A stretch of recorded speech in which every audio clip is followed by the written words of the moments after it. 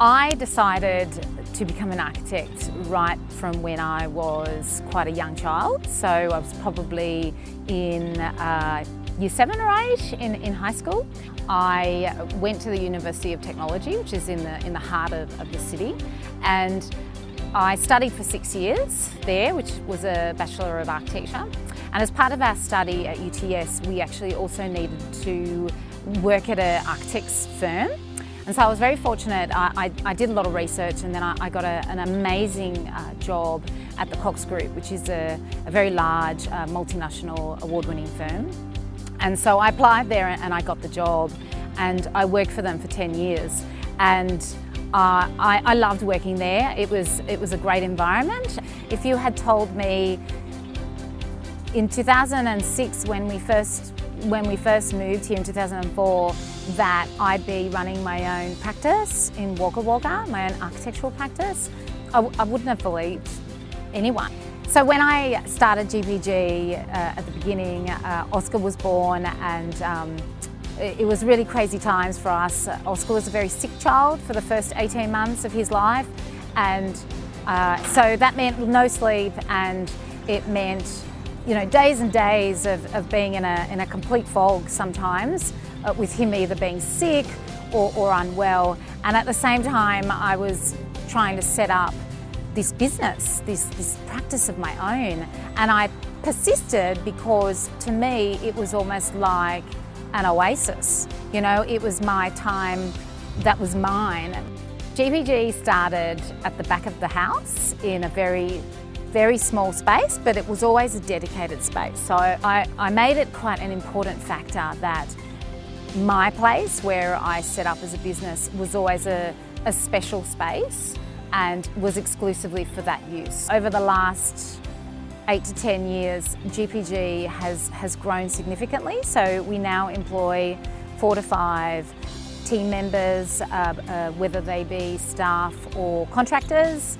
And the space has transitioned through the home.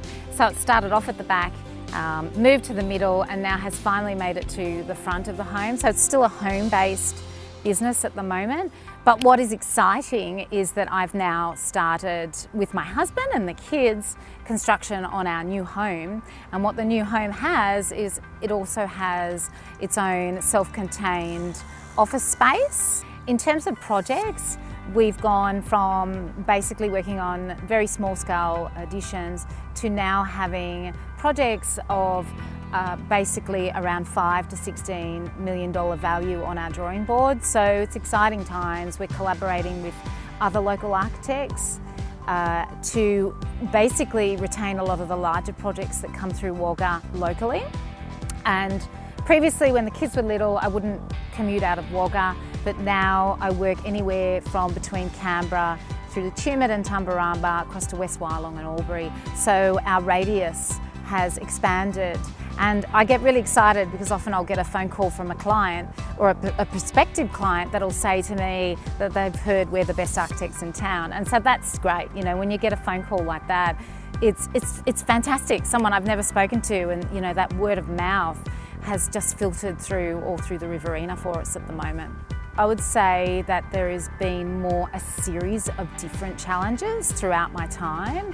So first of all, when I came to Wagga, I felt, I was 26 when we first moved to Wagga, so I was a young architect, and I felt that was a little bit of a stumbling block for me initially, more so regionally than in the city. So being young and being female, I'd walk into many a room, which I still do today, with all men, often over 50.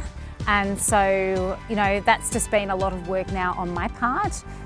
Secondly, it would be working from home, so isolation.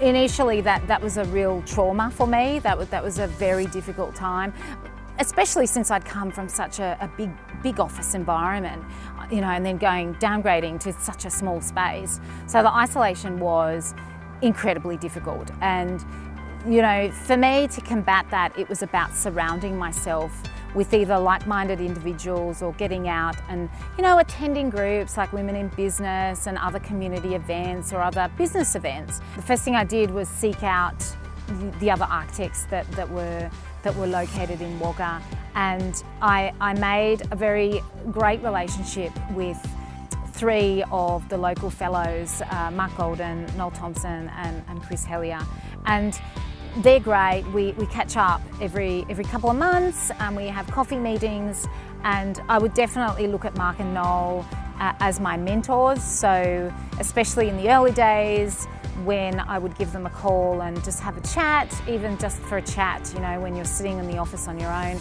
But all the way through to now, you know, at the moment I've been working with Mark Golden on a series of joint ventures. So it's very exciting. So, you know, we're sharing knowledge, we're sharing time, and we're working together, which is great.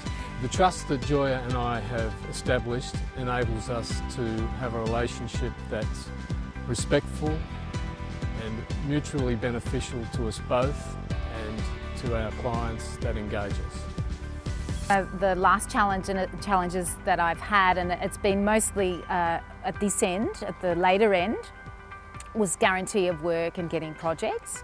And so my team and I have actually done a lot of work towards that, towards getting your business noticed, first of all on a regional level, but obviously then on a larger scale. And so, you know, we inbuilt a whole heap of different systems within our practice in terms of marketing to get our business out. And we implemented a system where we created a whole new service which took architecture out to the masses. The journey on that path has been quite fast. She's used a lot of intelligence. She's learnt quickly where she can, and I think she's actually achieved a very successful firm structure in quite a short period of time. I thought a lot about how could I influence the future of architecture, influence the future of the built environment, how could I participate in this? And I thought, well, an opportunity is to actually look at bringing on board a lot of work experience students within our practice. A couple of years back, probably 4 years ago, we started at 2 students a year. Now we're only 3/4 of the year through, and I think we've already had 6 students, and we have 3 lined up for next term, which is 9 this year. So I would say just go for it, but at the same time, I would say give it time. So it's not something that you can do, especially if you're like me and you're from the city and you do this enormous change. Give it time and really work at it. So if you come and 3 months down the track, you know, you're still not liking it, I'd say you'd almost have to give it a couple of years.